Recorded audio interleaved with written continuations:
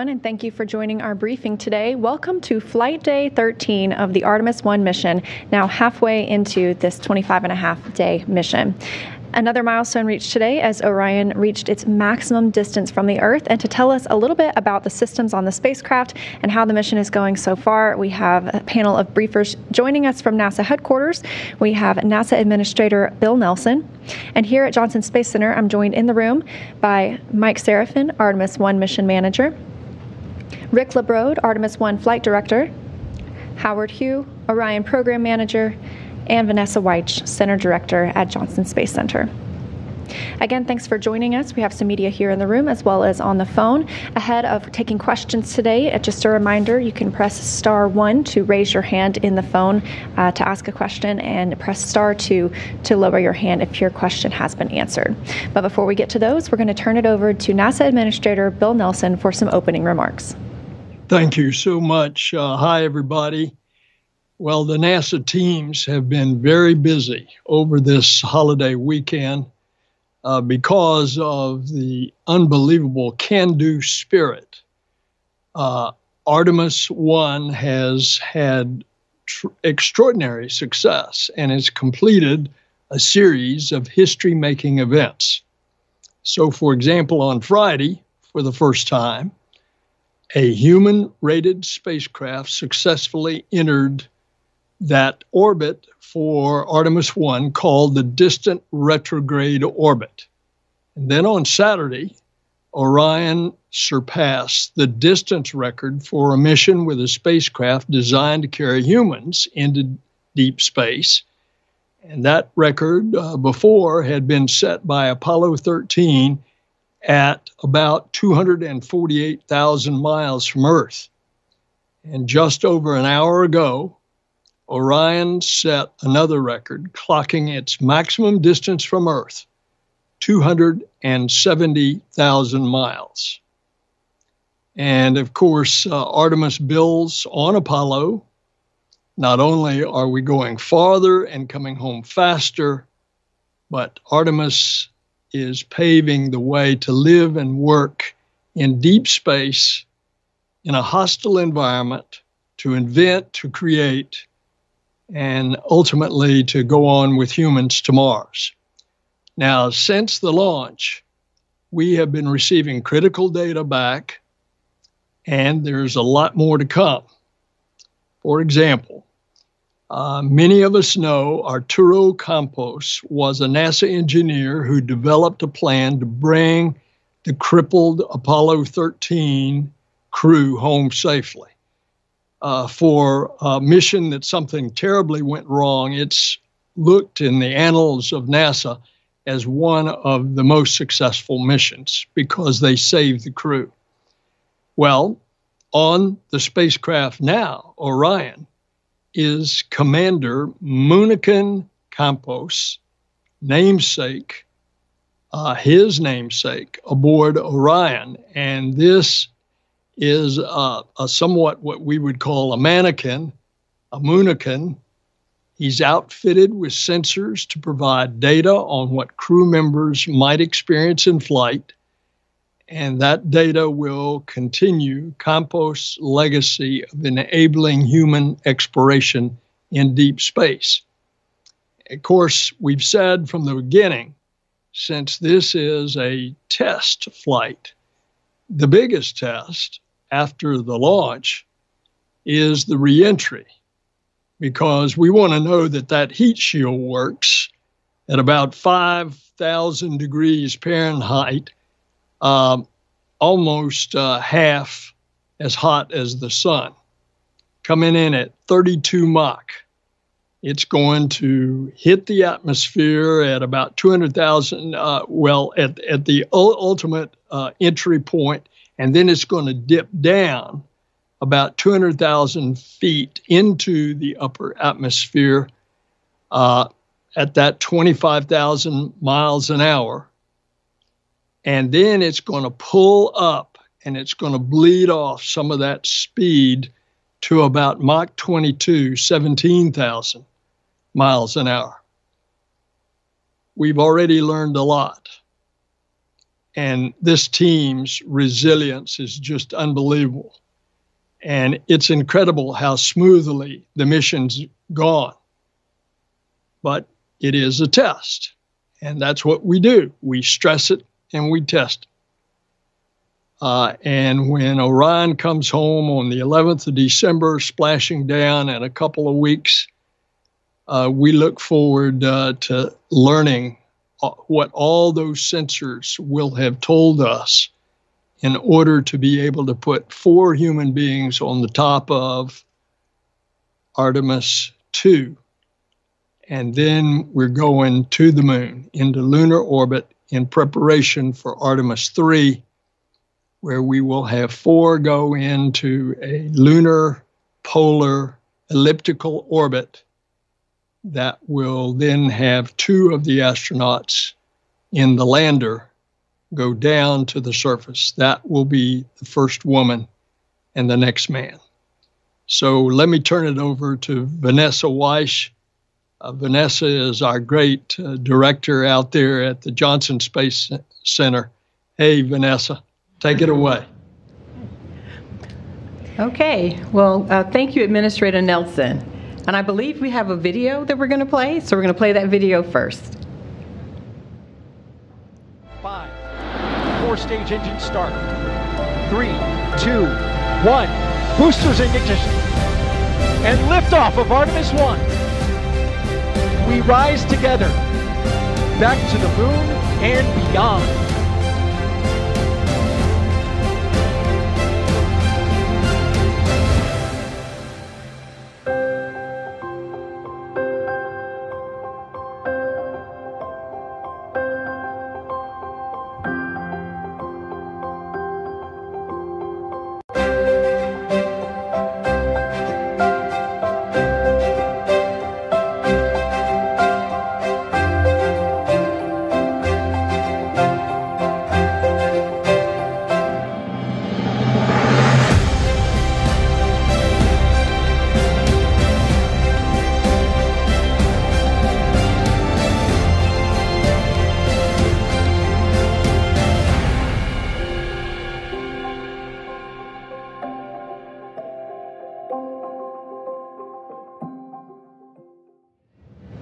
Wow. So go Orion.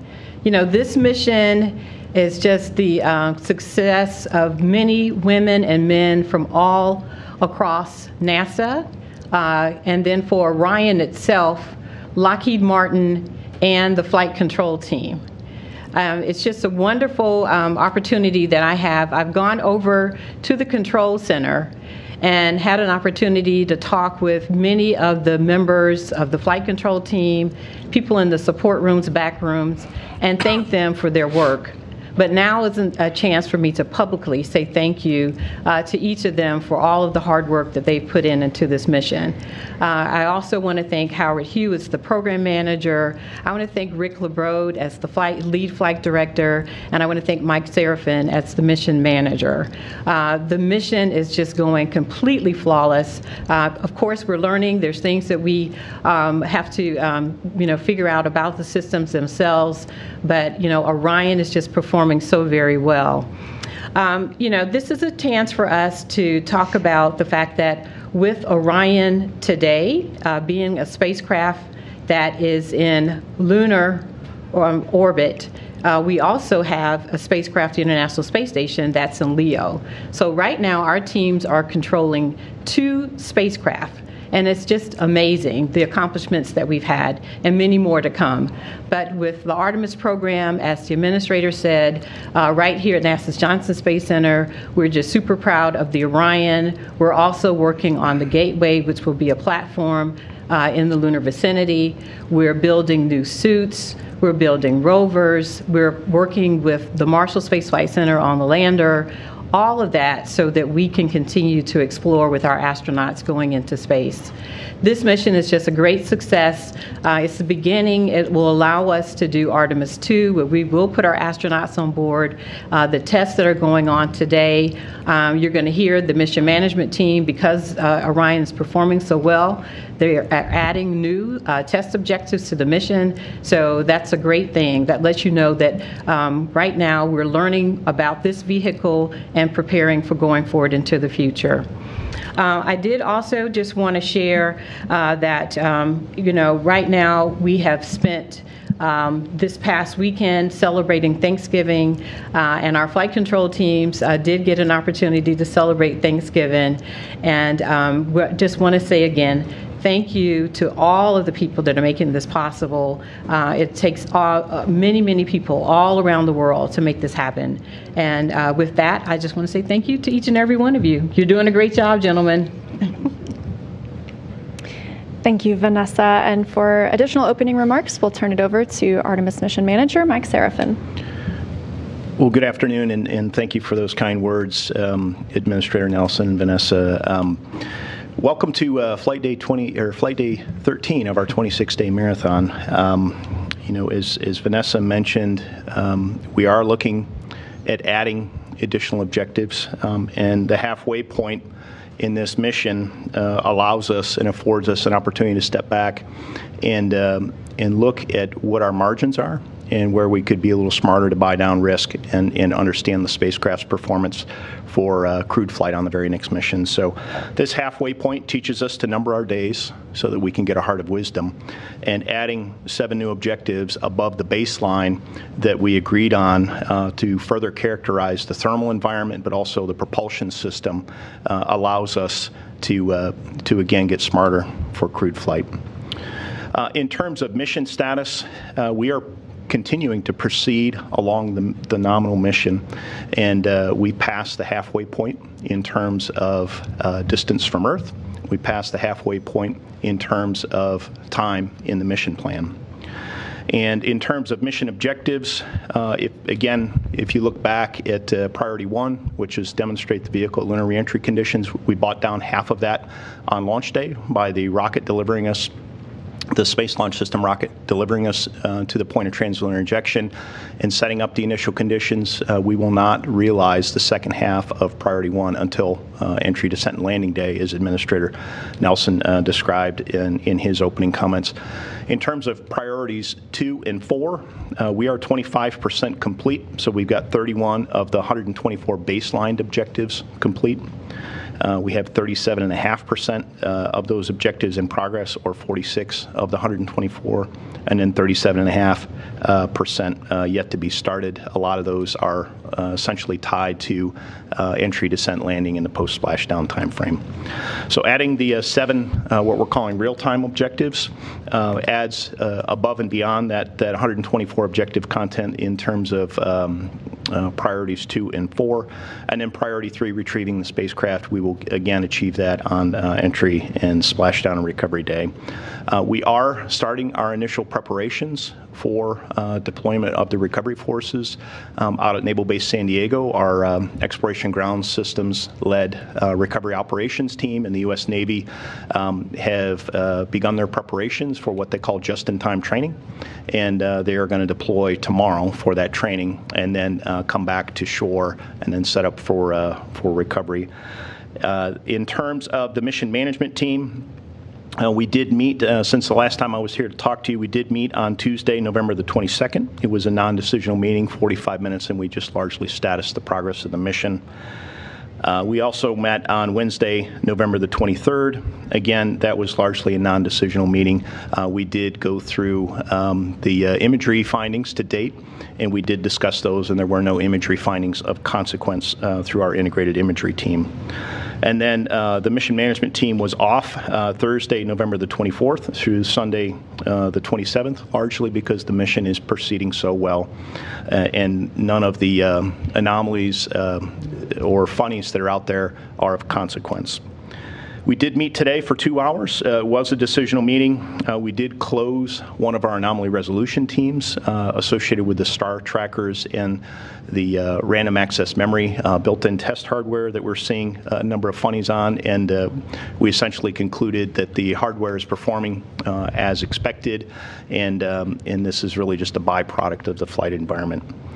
And then we did approve 2 flight rule waivers associated with setting up for the additional flight test objectives, and those will enable us to set up the initial conditions for that. So with that, I'll pass it back to you, Leah. Thanks, Mike. And I will pass it over to Rick LeBrode, Artemis 1 Flight Director. All right, thank you very much. I can't tell you what a pleasure it is to be here to give you a status on how well things are going. It's always a lot easier when things are going so well. I think I want to start with I have a graphic that shows that you've seen before. It's the mission trajectory. So if you could put that up, please. It's pretty straightforward. We're halfway in the mission, so you figure we're halfway through the DRO. So I don't know if we got that. Okay. There we go. And if you look at number 11, which is essentially, like I said, halfway into the DRO, that's where Orion's located right now. The imagery was crazy. You saw that the imagery that opening videos clip, and I can tell you, I was in the control center at the console for a majority of those images, the ones that include the Earth and the Moon, and it's really hard to articulate what the feeling is. It's just amazing to be here and seeing that. So it's certainly a pleasure. So I'll just give you kind of a status on where we are. Mike talked a little bit about, we're just clicking off our detailed flight test objectives. Everything's going extremely well. Going so well that we're working with Howard and his team, the engineering team, and the European partners to add more test objectives. If you recall, if you supported the pre-mission briefing, I talked about, the simple question was, why are we flying the flight, or what do we want to try and accomplish? And up to this mission, everything was just test data. So a lot of our models that the engineering team uses for their analysis, they're using just data, figures and test information. Well, the effort that we're doing now to get this real-time performance data from the vehicle and the environment is that valuable data that's going to be put into the test, to update the models to allow us to know exactly how this vehicle is going to operate, and it'll relieve us of a lot of our constraints. A lot of these objectives are going to be, the thermal environment. Try to expand the thermal environment. Right now we're constrained to we can get out of the tail to sun attitude for upwards of 3 hours, but when we come back, we have to wait 10 hours before we can do another excursion. So we're hoping to get more information, get smarter on how the vehicle thermally responds, to give us more flexibility, and that'll be directly beneficial to the future Artemis missions when we're flying the crew. Let's see, for the mission to complete the trajectory, we had planned for 19 translational burns. Up to this point, we've done 9, and we've used every one of Orion's propulsion systems. We've done 3 larger burns greater than 100 feet per second using the orbital maneuvering system, the OMS engine. We've done 3 using the PlusX, or you'll hear them called as auxiliary thrusters. And those 3 were on the order of less than 9 feet per second. And then we did 3 also using the reaction control system, RCS system, and those were all less than 1 foot per second. And we did 2 of those burns where we actually maneuvered into attitude, the specific attitude, and thrust in a specific direction. And the last one we did was it was a very small burn, but we did it multi-axis, where you don't even have to maneuver to the attitude. So it was a great test of Orion propulsion capabilities. We were going to do a burn today. We call these orbit maintenance burns, but it was a very small burn. We opted not to do it, and a part of the reason also is because when we do our next orbit maintenance number 3, which is in a couple days, we want to. This is one of those test objectives that we're adding, and we want to burn the PlusX auxiliary thrusters for 100 seconds. A lot of that's going to be testing the thrusters themselves. They're rated for much longer than that, but we haven't used it yet for those kind of durations. So we're going to do that, but we're also going to test. I think we want to test some of the pluming on the solar arrays during that time frame as well. So let's see. The upcoming, just to give you a little highlight on what's coming up. We'll depart the distant retrograde orbit on Thursday, start heading back towards the moon, and then when we have the return powered flyby, that'll be on flight day 20. And that again, when we fly by the moon, we'll be 80 miles off the surface. So we should expect to get some more spectacular imagery of the moon as we fly by. So I think that's all I have to report at this point. So I'll hand it back to you. Yeah. Thanks, Rick. All good things. And I will turn it over to Howard Hugh, Orion Program Manager. Thanks, Leah. Let's see. I'll start with thanking Administrator Nelson and Center Director Weish for recognizing the team. Certainly, it's very tough working during the holiday and missing some time with the family and friends, but the team performed tremendously. I want to thank the flight control team, our engineering team, and our European partners, our Lockheed contractors, who worked tirelessly to make these burns happen and monitor spacecraft as we get into this distant retrograde orbit. It was really an important phase of our mission. It got us into a point where I feel really good getting to this part of the mission, and a really opportunity to, I would say, catch our breath a little bit and do a very important orbit around the moon, and being able to do some tests and demonstration of additional capabilities for the spacecraft. Of course, you've heard from Mike and Rick that the spacecraft is operating just tremendously well so far, and we're really happy with its performance overall across all the subsystem areas. And we've been able to accomplish other what we call detailed flight test objectives as well as we've gone along the mission, and we're going to try to accomplish some more in this DRO orbit. And I think it's a testament to not only the spacecraft capabilities and the performance so far of the spacecraft, but also the team. The team has been doing a great job of not only monitoring our spacecraft and looking at some of the funnies and making sure it's performing as expected, but also looking at opportunities to further along test this very important mission and the spacecraft that we have to further future missions and buy down future risks as we put crew on board. And I think that's a great opportunity that we have today in the DRO. I would say that also, I mentioned last time we were here, our performance across the board continues to be outstanding relative to power we're generating, continue to generate 20% more power than we really need. We still have tremendous amount of propulsive capability or reserves in the prop tanks, excuse me. And we certainly are looking at other performance measurements across the board, across the spacecraft, and those are all going very well. So really happy where we are halfway through the mission, looking forward to completing this part of the phase and getting our spacecraft home safely. So thank you, Leah. Thank you, Howard, and thank you again to all of our briefers who have joined today. We will now move into the question and answer portion of our session. So a reminder, if you're online, please use the *1 to raise your hand if you have a question to ask, and *2 if your question has been answered. We will start here in the room.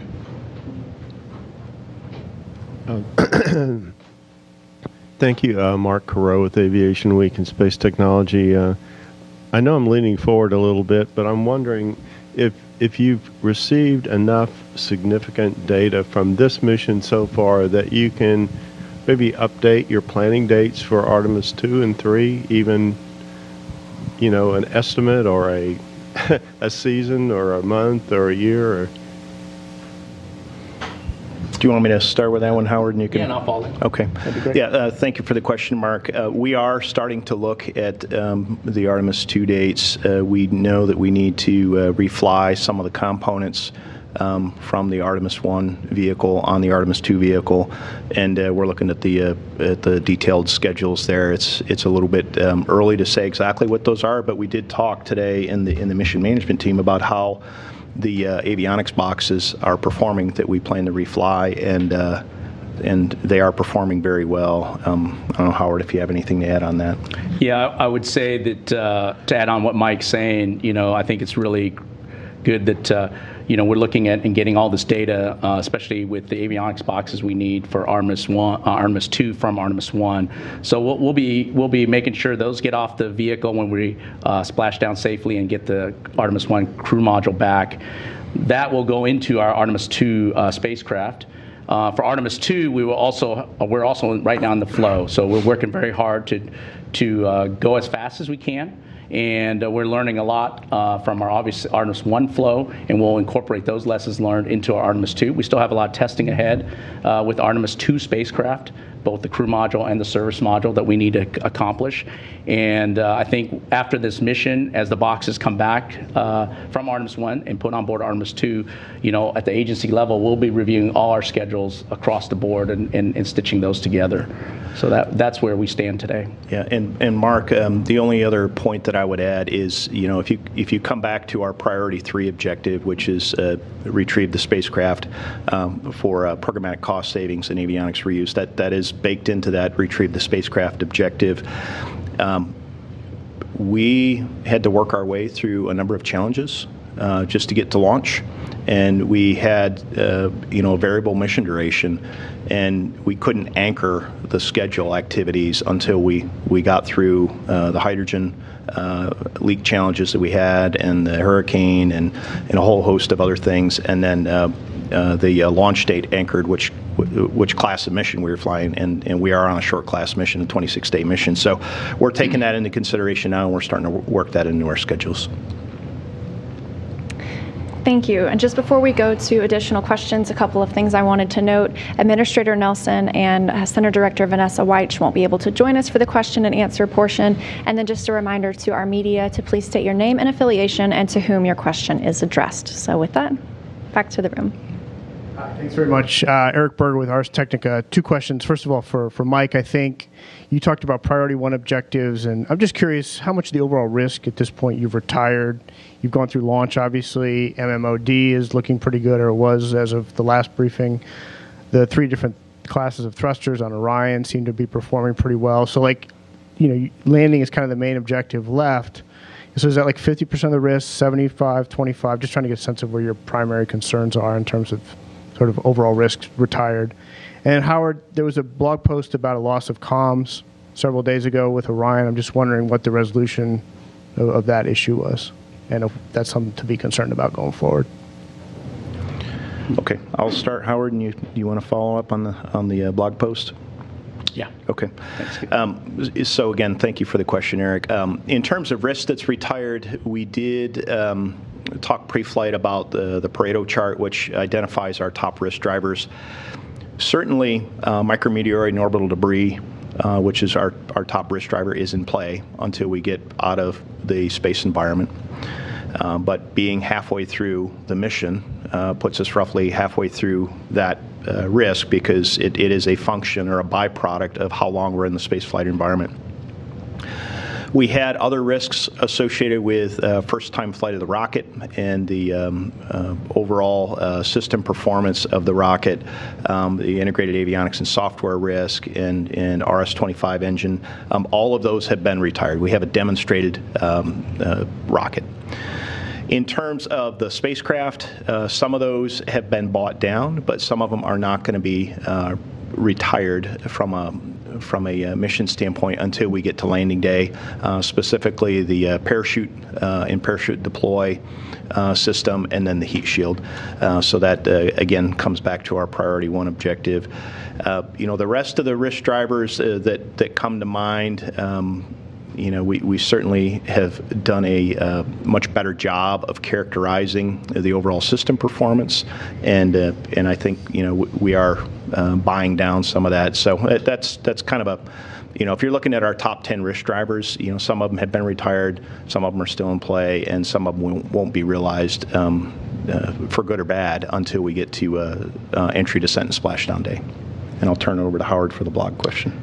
Yeah, Eric, I'm not sure specifically which comm outage you're referring to, but I'm going to ask Rick to talk about, we've had some ground comm issues not on board, but I'll let Rick go first.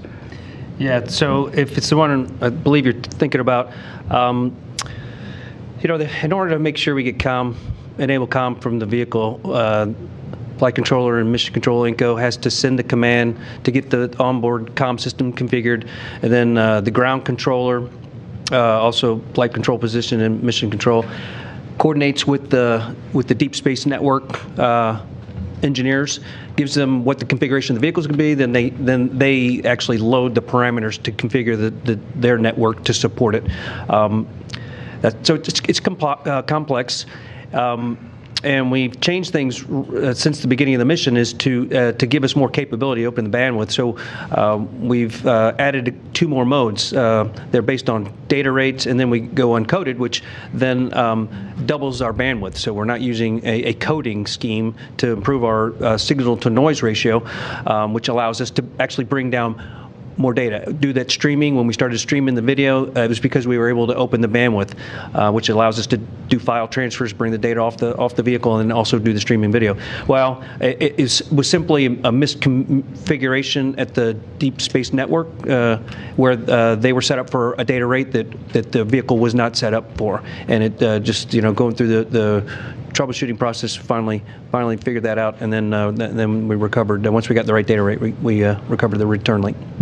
Yeah, and Eric, just to add a little clarity on this one, as I understand it, Rick, and you can correct me if I'm wrong, we need the spacecraft data rate, the Deep Space Network ground site data rate, and the MCC data rate all to be in the same configuration, and we got out of configuration with those just due to kind of some ground-to-ground coordination. Did I get that right? That's exactly right. Okay. Okay. Next question is on the phone with Marcia Dunn. Hi, good evening. A couple of questions, probably for Mike or Howard. How many avionics boxes are you going to be taking from Artemis 1 from this Orion put on the next one? And what else is being shared that will be removed from the spacecraft for the next mission, no matter how small or insignificant it might seem?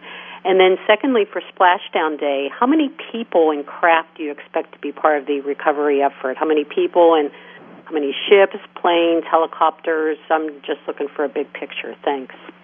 Yeah, maybe Mike, I'll take the first one, if you can take the second one. Mm-hmm. Yeah, Marcia, thanks for the question. Right now, we're looking at 8 avionics boxes across the board from Artemis 1 to bring from Artemis 1 spacecraft and Artemis 2. Let's see, I think your other question, and maybe you can repeat the second half of your question if I don't get it exactly right, has to do with, can you repeat that one more time? You wanted additional information on what else we're bringing forward that's not avionics boxes, is that correct? That's correct. What other pieces are you going to be pulling out for Artemis 2? Yeah, we are. I think Administrator Nelson mentioned Munich and Campos. Munich and Campos sits on a Orion seat, and so we will be using that seat for Artemis 2 as well. That's a non-avionics system that we would be utilizing on Artemis 2, but nothing else from the spacecraft on Artemis 1 that we would be reusing besides those items I mentioned. And Marcia, thank you for the question on the recovery operation. And our recovery operations lead, Melissa Jones, is not on this call, so you might want to confirm some of this with her at a later time. But the ship. We have a well-deck ship that is provided via partnership with the U.S. Navy on Naval Base San Diego. We will put about 85 NASA and industry partner personnel on the ship to support that operation, and that is above and beyond the ship's standard complement, which is a couple of hundred sailors. We will have deployed from the recovery ship itself at least 4 small boats, what they call small boats.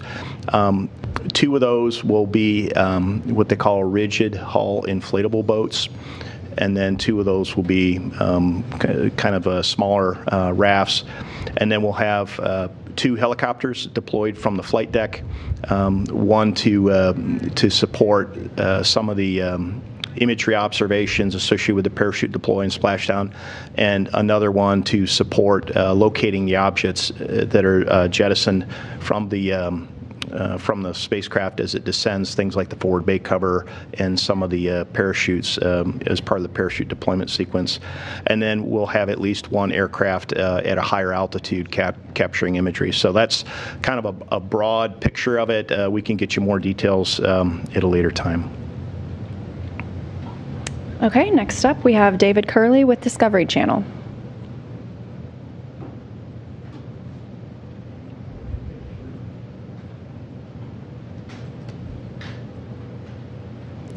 David, if you're speaking.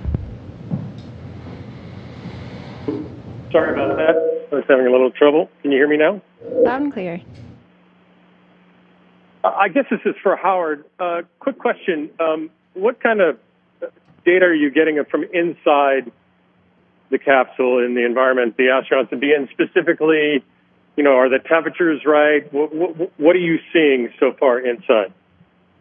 Yeah, right now, good question. Right now, we are getting temperature readings. We're getting, obviously, pressure readings as well inside the cabin, and everything's nominal as we expected. Certainly, what was loaded or what was in the atmosphere when we closed the hatch is what we've got, and our leakage rates are really low. I think it's like 0.03 per day or something like that, PSI per day. So we're really understanding not only just what's inside the cabin, but obviously a lot of measurements we have inside the cabin relative to Munich and Campos. The radiation sensors are all being recorded, so we won't get that data from the cabin until we get back on the ground. Next question is from Bill Harwood.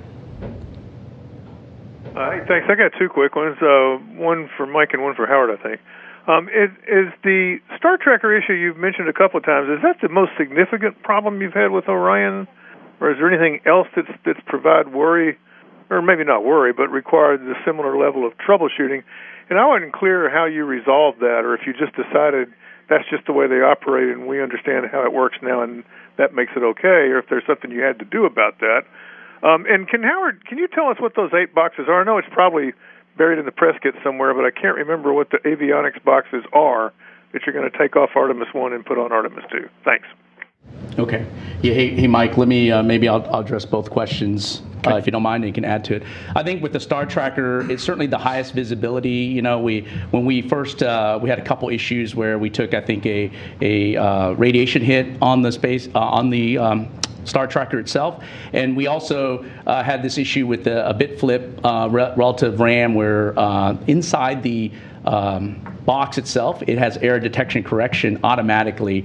And I think I mentioned in the last press conference, it does when you have a radiation hit, it may flip a bit in the memory, it auto corrects itself, and it just tells you. And it's a very, very good system that is on a lot of deep space kinds of avionics hardware. And in this case, when it first tripped, we were getting indications that Star Tracker wasn't performing, and I think through our analysis and of course very detailed look at all the data that we got at that time, we made some decisions obviously to press forward. But it turned out that the Star Tracker was working just beautifully. It was outputting navigation data as expected. This bit trip we found out through our or our last few days, several days of hard work by the team, is that this is very nominal behavior. Many of the Star Trackers in deep space and even in geosynchronous satellites and low Earth orbit satellites have data that shows that they take these kinds of RAM upsets, and so they get auto-corrected and they log it. And so today when we went to the MMT, we walked through all the data. We showed a lot of detailed in terms of not only from our own program, but from other programs that the Europeans have flown, from other programs that we know about from our sister programs, to learn what they've seen, and the data corroborates what we hypothesized to be. And I think that turned out really well in terms of the Star Tracker performance and understanding what happened with the Star Tracker. So I'll pause there, see if Mike wants to add anything to that before I answer the next question. Yeah, Bill, thank you for the question. Howard said it well. The team did a very thorough analysis of the Star Tracker random access memory bits that were being set. And this is a case where leveraging our industrial base and other missions out there, whether they're NASA missions or other missions that use this common set of avionics or very similar design to it, is helping us, and we tap that expertise. In terms of other issues that are out there, we do have one active anomaly resolution team associated with the power conditioning and distribution unit on something called the latching current limiter. It is apparently being uncommanded open, so for some reason these latching current limiters on umbilical 1, uniquely on umbilical 1, there have been a number of occurrences that are being nobody's on the ground commanding these things open. So we're trying to characterize that and understand what the hardware is telling us, and that active anomaly resolution team is working in the background. It is not a high-level concern because we have appropriate levels of redundancy. There's 4 solar array wings, 2 of these per channel, per power channel, and we're recovering from these. We just don't quite understand what the hardware is telling us, and we're expecting an outbrief from that anomaly resolution team in the next couple of days. The other things that are out there, we've talked previously about the coolant loop 1 flow rate being erratic. We believe that there's gas in the fluid, and we're periodically seeing the flow rate drop, and then it comes back up as the gas bubble moves its way through the coolant loop. We also had what I would argue was a gift handed to us from the flight environment. We had the flight control module number 1 had a reset. And that was due to a radiation hit, and it did exactly what it was designed to do. And we have a feature called a cross-channel reset, and the system recovered by itself, and it handled the radiation hit as it was designed. So we're again characterizing the system performance. We're learning from it. We're learning what the hardware is telling us. Some of this is unfamiliar to us in the flight environment, and we're rolling that into all the operations. So I don't know, Rick, if you have anything to add to that. No, you've covered it well. That cross-channel restart essentially is when a computer goes down and comes back up, it gathers information from the other computers to basically get right back to where it was and get back into a sync with all the other 3 computers. Work just as it's designed. And I'll answer the last question, or the second question. So we're returning the Orion IMUs, or inertial measuring units, the GPSRs, which is the receivers for GPS, and then the phase array antennas. So that's the list of items that we are using from Artemis 1 and putting on board Artemis 2. All right, thank you all. The next question comes from Isam Ahmed. Thanks for doing this. For Mike Sarpin, will we see the Apollo landing sites on the next lunar flyby, and which ones? Thank you. Yeah, thank you for the question, Hassan. Rick's probably better in tune with that one, but as I understand it, we will get to see multiple Apollo landing sites. Yeah, Rick, we do believe there's a team that's actually actively making the plan, putting the plan together to support the imagery as we fly by the moon. The positive is on the return powered flyby, that area will be lit, so we have the opportunity. We just got to get the vehicle in the right orientation and get the cameras going. We're going to be taking imagery, so and I don't know exactly which sites, but I know on the outbound powered flyby there was 4 sites that were all in the dark, so we didn't capture them. But my expectation is the same 4 will be available this time with the proper lighting conditions. We're looking forward to it. Up next on the phone, we have Tim Fernholz. Hello, everyone. Thank you for taking this question. 2 things I was wondering. One, can you talk a little bit more about the 2 flight rule waivers you need to do for the additional objectives and what that looks like? And then second, just thinking about the Deep Space Network, now that you're using it with Artemis and sort of breaking in those procedures, Are there thoughts about what might be necessary to improve or invest in or add to the DSN system ahead of crewed flight with Artemis? Thank you. Yeah, Tim, thank you for the question. I'll talk about the flight rule waivers here up front. But in terms of the accomplishing what we're calling characterizing the thermal envelope, Orion is, by design, it wants to fly tail to sun. That is for thermal stability of the vehicle, but also from a power production standpoint. And the vehicle, through analysis, is allowed to go up to 20 degrees in either pitch or yaw out of that perfect tail to sun orientation. So what we're doing is we're characterizing the corners of the box, 20 degrees, and doing that. And there's also a thermal recovery time required, as Rick had mentioned earlier, about if we're out of attitude greater than that 20 degrees for more than 3 hours, we have to do a 10-hour tail to sun thermal recovery period before we're allowed to use the orbital maneuvering system.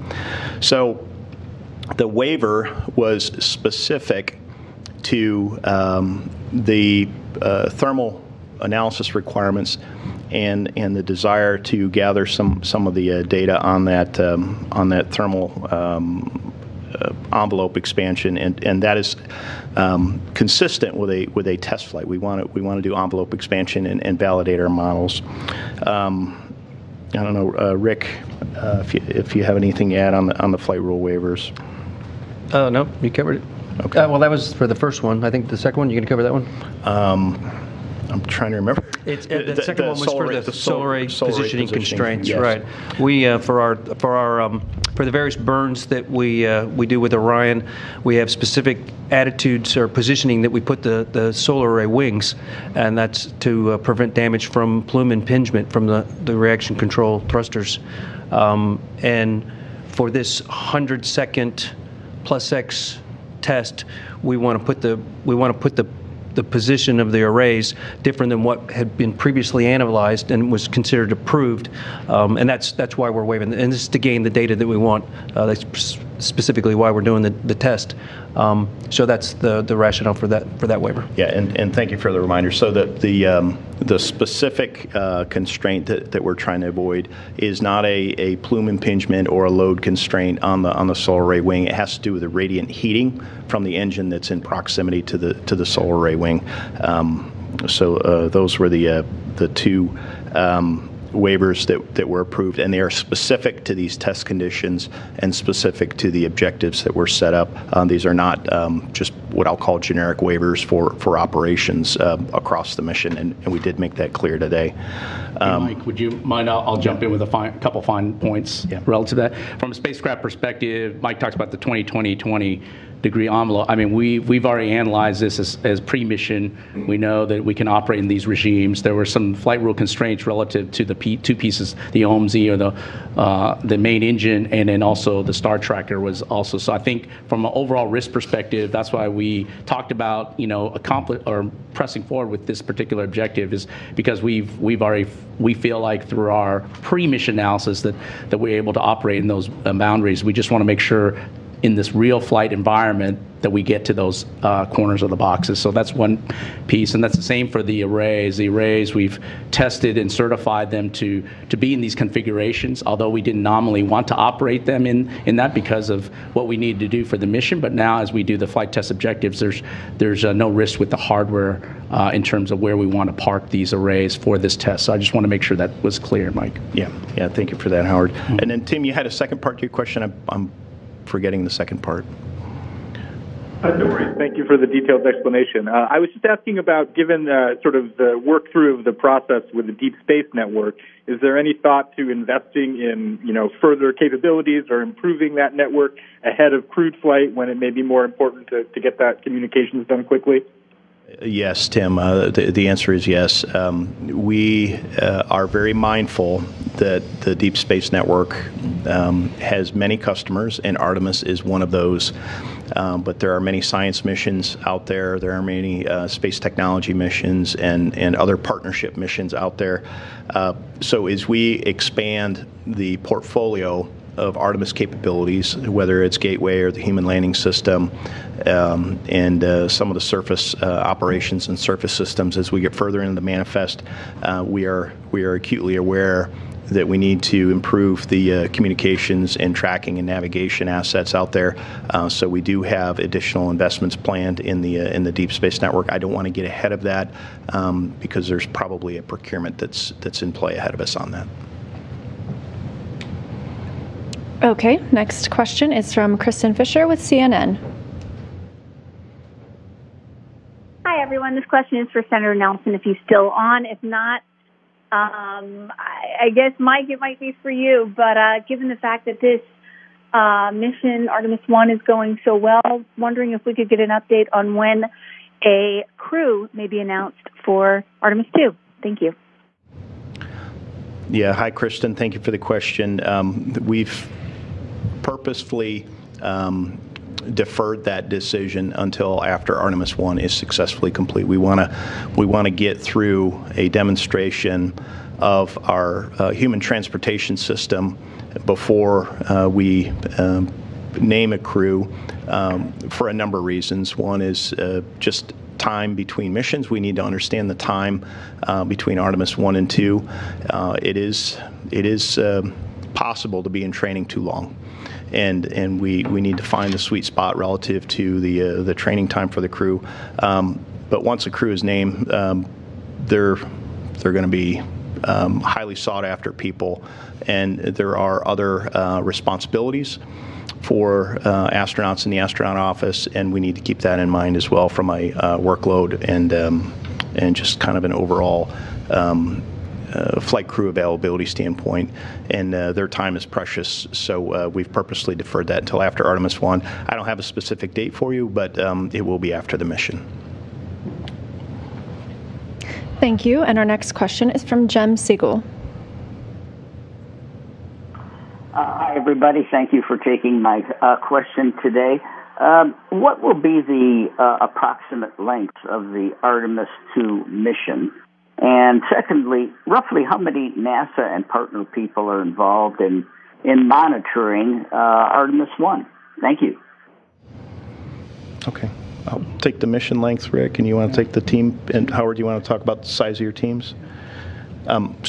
Jim, in terms of the mission length for Artemis 2, we're looking at a 10.5-day crewed flight test. So 4 astronauts will fly a 1-day highly elliptical orbit to basically shake down the life support system and perform a proximity operations demonstration with the upper stage before it is separated at a far distance from Orion.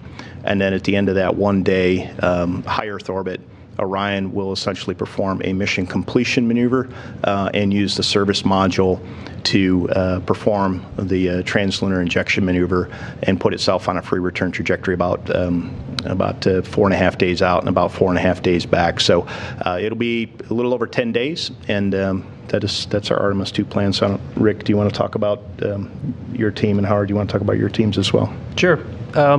So it's a little hard, but in the front room we have 10 flight controllers, and then for each one of those they have either one, some have up to 2 or 2 support personnel in the multi-purpose support room, and then we have 3 shifts. So there you're looking at on the for the flight control team specific, we're looking at on the order of 60. That doesn't include, the ground controller who has responsibilities for making sure the facilities are configured properly.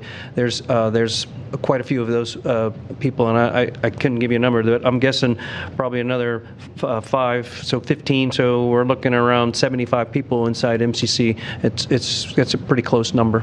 And then let Howard talk to the mission evaluation room. Yeah, that's a good question, but a tough question.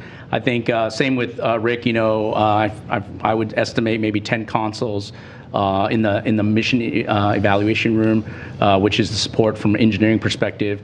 Probably a couple people on console per 3 shifts across a day. And so you're looking at maybe 60-ish people. And then we've got some support from Europe as well. They've got some people supporting from an engineering perspective. We've also got people at the Lockheed Martin facility in Denver. So probably, somewhere in that 70 to 100, somewhere around there, depending on the day and the burn. We probably bring more engineering support as needed for the bigger burns, and then of course, as we have issues, we'll bring more people to look at these issues and try to resolve them quickly. So it varies depending on the day, but somewhere around there, probably similar to what Rick's got across the board. Yeah, and then Jim, from the mission management team standpoint, for day of launch, because we have the propulsive elements associated with the Space Launch System, we had 24 mission management team members. We've collapsed that down since then to about 14 because the rocket has largely done its job, but we do include the Space Launch System program management team in that. And then on day of launch, the SLS Engineering Support Center out of Huntsville, which is their technical reach back, had roughly 110 people supporting, and that team has largely been sunset since we've gotten through the point of translunar injection. Okay, we have time for just a couple of more questions. This one is from Elisha Sowers. Hi, thank you for taking my question. This also would have been for Administrator Nelson. I know Kristen sort of asked along the same lines of what I'm going to ask, but at the top of the call, Mr. Nelson had said that the astronauts in the Artemis 3 lander will be, quote, the first woman and the next man, end quote, on the moon. And I may be way overanalyzing this, but is that slight departure in his phrasing significant? Because before now it seemed possible that there could be 2 women astronauts landing on the moon. And I'm just wondering if he misspoke, or is that comment an indication that decisions have been made? Because I know you said that the crew hasn't been announced publicly yet, but have they been decided already internally? Yeah. Elisha, thank you for the question. I'm not going to get ahead of that one. We'll just have to wait and see what the decision is and who is on that crew. Okay, and our last question for this afternoon is from Robert Perlman. Hi, thanks. A question and a quick follow-up to a previous question, I think both for Rick. There was mention recently in NASA's update about Callisto being fired up, and we saw a video of, I guess, the disco or party mode. But I was wondering, from a mission control perspective, as you've seen it being used, how effective of a tool is it to have the ability to query an AI aboard an uncrewed spacecraft, looking ahead to the day that maybe all 4 Orion astronauts go down to the surface and not just 2? And then just as a quick update, when you were mentioning the Apollo sites, can you just clarify in terms of the resolution that the public should expect? That are you going to be able to resolve features at the landing sites, or are you just photographing Tranquility Base or Frau Mora, and it's just the general area? Thanks. Sure. With respect to the CIT, the Crew Interface Technology payload, I personally think it'll be very advantageous for the crews, probably more so when we actually leave Gateway and start going deeper into space, where the time delay between us and the ground and the crew, it's going to be problematic for us to be able to do things real time. And if they have a device on board that can answer a lot of their questions based on a database that they have, that seems like something that would be beneficial to the crew. As far as the way it's set up for Artemis 1, the flight control team, really, we're just activating the equipment and scheduling the services at the Deep Space Network. We got to schedule a specific antenna and then make sure it's configured properly to support the event. But as far as of all the other stuff that's going on, we're just kind of enjoying the imagery just like you guys are, but not really actively participating. I know Howard probably can give you a little bit of insight because he's participating in a couple of the events, so he can give you his perspective. I'll pause a second to see if you want to add anything there. Yeah, I think part of this is a demonstration of the technology and really operating in the environment of where we want to be in terms of lunar orbit. And so I think we're getting really good, results. And I think it's been a good collection of data so far. And the engagement has, I think, gone very well, and appreciate Rick and the flight control team helping make that possible. I think it takes some effort to do the scheduling and coordination, and I think everybody that's participated in it has seen the value, as Rick has alluded to. And I think as time will tell in terms of what is needed, I think the demands of what the crew requires to support and operate the spacecraft and execute the mission will determine the capabilities we need. And I think these are all good things that we're planting the seeds for and allowing us to reap those when it's time. And as far as your second question, as far as what the expectations are for the quality of the imagery of the lunar or the Apollo sites as we fly by, there's a team working it. So I don't really have a good answer for you, but I will tell you that just the imagery that you saw of the moon surface as we went by, some of that was from our optical navigation camera. We use the solar array wings that have the cameras at the end. We're not really going to be tracking specific ground sites as we fly over that. That's would be asking a bit, and you run the risk of not getting anything if you try to over-engineer it. So it'll be comparable to what you saw as we went by for the outbound powered flyby. So I apologize, but I can't give you better information than that. All right. Thank you all who tuned in and asked questions, and thank you also to our briefers today, as well as Administrator Nelson and NASA Center Director Vanessa White here at the Johnson Space Center. A quick look ahead at some things we have coming up. We have the distant retrograde departure burn coming up this Thursday, December 1st, but ahead of that, we're going to preview with another briefing on Wednesday at 4 p.m. Central Time. Don't forget, you can also watch live views from Orion almost any time that we have signal from the spacecraft at go.nasa.gov/Artemis Live. Some amazing views that we've had so far today, so make sure to tune in and see those. You can also read our daily blog updates at nasa.gov or at blogs.nasa.gov/Artemis.